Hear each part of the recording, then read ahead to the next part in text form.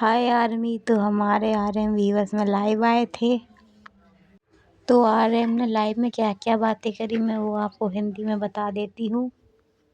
जब आरएम का live start होता है तो आरएम बोल रहे थे आज बहुत बारिश हो रही थी और हम पार्क गए थे और मेरे जो ऊँट है ना वो बहुत ज़्यादा ही लाल हो गए हैं। फिर आरएम कहते हैं 1 मिनट रुको, मैं लाइट धीमी कर देता हूँ।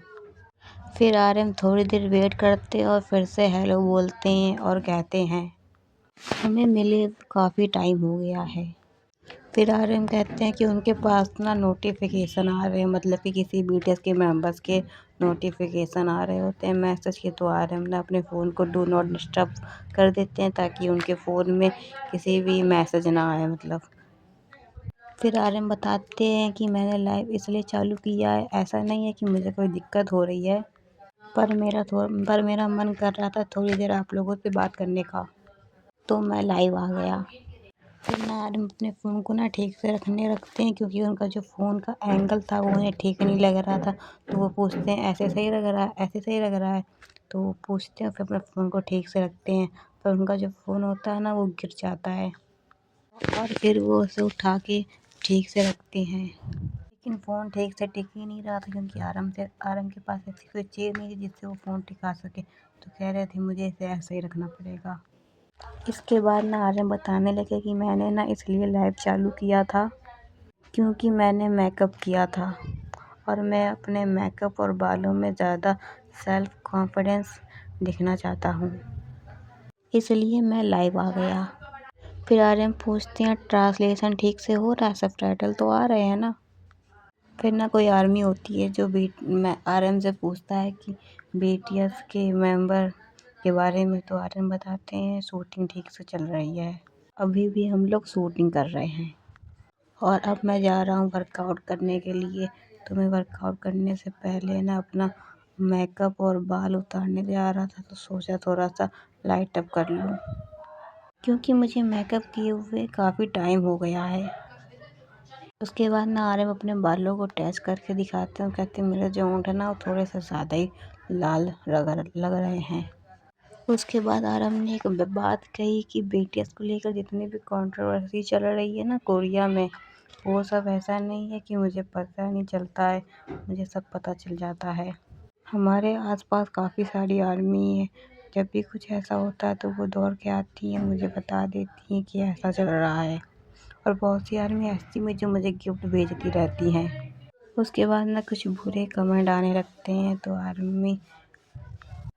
आर्मी मैं आपको एक बात बताती हूँ कि कोरिया जो है ना, साउथ कोरिया, वहाँ पे ना कोई प्रॉब्लम हो गई, मतलब बीटीएस को लेकर के जंगकुक की डेटिंग बता रहे हैं कि एस्पा की जो एक मेंबर है उनके साथ उनकी डेटिंग चल रही, क्योंकि एक टैटू जंगकुक का दिख गया था। तो उसी वजह से कोरिया की जो आर्मीज़ है ना बीटीएस को हेट करने लगी हैं और बीटीएस के फ़ैन मतलब बहुत ज़्यादा कम हो रहे हैं, उनका फैंडम जो है ना ख़त्म होने लगा है धीरे-धीरे। और एक रीज़न ये भी है कि बीटीएस में 2025 में वो लोग जून में उन लोग वापस आ गए थे मिलिट्री से, पर उन्होंने कुछ भी किया नहीं, अपना कमबैक नहीं करा, म्यूज़िक नहीं लाए। तो इस वजह से भी जो आर्मीज़ है ना नाराज़ है बहुत ज़्यादा और वो लोग बीटीएस को मतलब हेट कर रही हैं। बीटीएस आर्मी जो कोरिया की ना वो ये बोल रही हैं कि एक तो बीटीएस 2 साल के लिए मिलिट्री चले गए थे, तब नहीं देख पाए थे हम उन्हें, और जब वापस आए हैं तो वो लोग ग्रुप कंटेंट लेके नहीं आ रहे हैं। 2025 का लास्ट भी ख़त्म होने वाला और उन्होंने अभी तक कुछ नहीं किया, और आरएम है ना उन्हें ये सब बातें पता है। तो आरएम ने ना अपना लाइव में इसका आंसर दिया कि मैं आप सभी से कहना चाहता हूँ कि मैं अब पूरी टीम को रिप्रेजेंट नहीं कर सकता हूँ क्योंकि मैं एक ही इंसान हूँ, मेरे खुद के फैसले विचार राय अलग है, बाकी मेंबर्स के विचार राय अलग हैं। और अगर आप ये सोचते हो इन चीज़ों को लेकर शिकायत करते हो मुझे से कि मैं इन चीज़ों को लेकर के कंपनी के पास जाऊंगा, तो मैं आपको बता दूं कि ये सारी बातें अब नहीं हो सकती क्योंकि मैं एक ही इंसान हूँ, मैं पूरी टीम को नहीं चला सकता। 2017-2018 के से मैंने इस टीम के लिए बहुत कुछ किया है, लेकिन अब सारे मेंबर्स की लाइफ स्टाइल अलग हो गई है, सबकी पर्सनैलिटी भी अलग है अब मैं बस यही कर सकता हूँ कि सभी मेंबर से ऑनेस्टी से बात करूँ, और इसीलिए मैं खुद को लकी मानता हूँ कि कई बार टीम टूटने के कगार पर भी थी, पर अभी तक हम साथ हैं। इस बात से मैं बहुत खुश हूँ कि हम अभी भी साथ में काम कर रहे हैं। मैं अभी मेंबर से मिला भी था और हमने शूटिंग भी करी। वैसे हम काफ़ी ज़्यादा लकी हैं कि हमने इस प्रोफेशन को चुना। फिर आर्यन कहते हैं, अब पहले जैसा होना थोड़ा पॉसिबल नहीं है और मैं आपको समझा भी नहीं सकता। फिर आर्यन कहते हैं, मुझे मेकअप किए हुए ज़्यादा टाइम हो गया तो मैं इसे शॉर्ट में ही बता देता हूँ।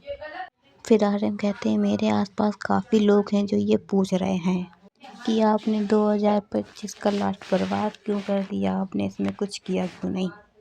तो आर्यन ने बताया कि मैं सच में इसे बर्बाद नहीं करना चाहता था, मैं इसमें करना चाहता था, पर इसके लिए मुझे काफ़ी प्रैक्टिस की ज़रूरत थी। ये 2 साल हम लोग मिलिट्री में रहे, उसके बाद हमने डांस नहीं किया, सिंगिंग नहीं किया, हम सब भूल गए हैं और हमें डांस करने में भी बहुत प्रॉब्लम हो रही है। और बहुत सारी बातें और रीज़न ऐसे भी हैं जो मैं आपके साथ शेयर नहीं कर सकता हूँ, जिसकी वजह से हमने 2025 में कुछ नहीं करने का डिसीज़न लिया। और मैं नहीं बता सकता इसका रीज़न, क्योंकि मुझे परमिशन नहीं है इसकी। और मुझे पता है कि आप लोग चाहते हो कि हम कॉन्सर्ट करें। हमारा आखिरी कॉन्सर्ट 2022 में अक्टूबर में हुआ था, उसको बहुत ज़्यादा टाइम हो गया है। फिर आर्यन कहते हैं, मैं सीरियस हूँ, मैं चाहता हूँ कॉन्सर्ट करना। फिर आर्यन कहते हैं, बहुत टाइम हो गया, बहुत कुछ बदल भी गया है, मैं चाहता हूँ प्रैक्टिस करूँ, फिर अच्छे से करूँ कॉन्सर्ट को। ये इतना आसान नहीं है, ये मेरी राय है। फिर आर्यन बताते हैं, मैं अभी तैयारी कर रहा हूँ कमबैक करने की। फिर आर्यन बताते हैं कि उन्हें जो उनकी नींद वाली बीमारी थी ना, इंसोम्निया, वो उन्हें पिछले महीने से फिर से स्टार्ट हो गई है। फिर आर्यन बताते हैं, मुझे दवाई से कोई फ़ायदा नहीं मिल रहा है, तो मुझे डॉक्टर को दिखाना होगा, दूसरी दवाई लेनी होगी। फिर आर्यन बताते हैं कि चीज़ें पहले जैसी नहीं रही, तो अब जो ये वर्तमान है हमें खुद को इसमें ढालना होगा। फिर आर्यन कहते हैं, कल जब हम लोग मिले थे तो कल और परसों हमने इसके बारे में चर्चा करी। ये ग्रुप अब पहले जैसा नहीं रहा जब हमने डेब्यू किया था। अब मैं इस पर कंट्रोल नहीं कर सकता हूँ। मैं बस अपने बारे में जानता हूँ कि मैं एक हार्ड वर्कर कंपनी में वर्कर हूँ। यही बात सारे मेंबर पर भी लागू होती है। फिर आर्यन कहते हैं, मुझ में भी बहुत सी कमियाँ हैं।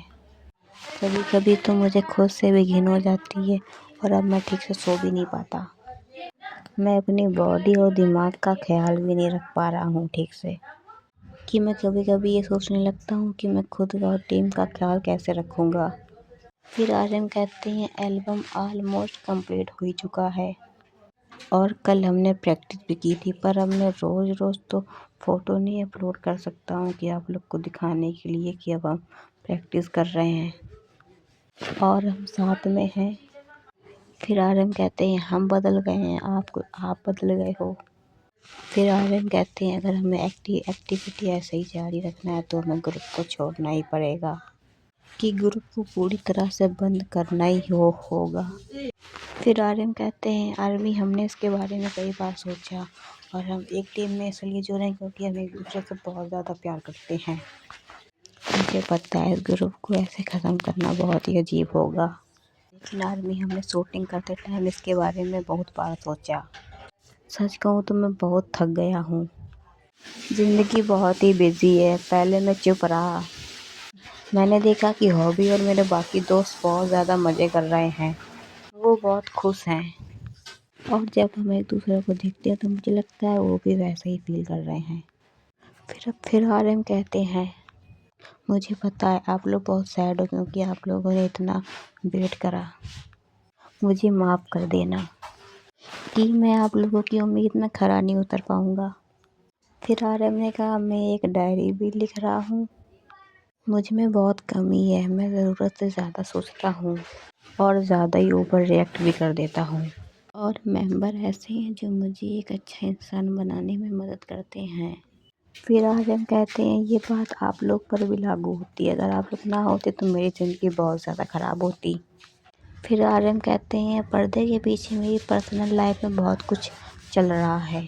आर्मी मुझे दुख है कि मैं वही इंसान हूँ जो स्टेज पे खड़ा होकर आप सबको भाषण और लेक्चर देता हूँ कि ऐसा करो वैसा करो, मेहनत करो, आगे अच्छा ही होगा। और आज मैं आप लोग से इस तरह की बातें करके आप लोग को डीमोटिवेट कर रहा हूँ। मुझे ये भी नहीं पता कि आगे चल के इस लाइफ का क्या इफ़ेक्ट पड़ेगा, क्योंकि बहुत सारे लोग ऐसे हैं जो मुझसे नफ़रत करते हैं और आगे भी नफ़रत ही करेंगे, चाहे मैं उन्हें कैसे भी समझाने की कोशिश करूं।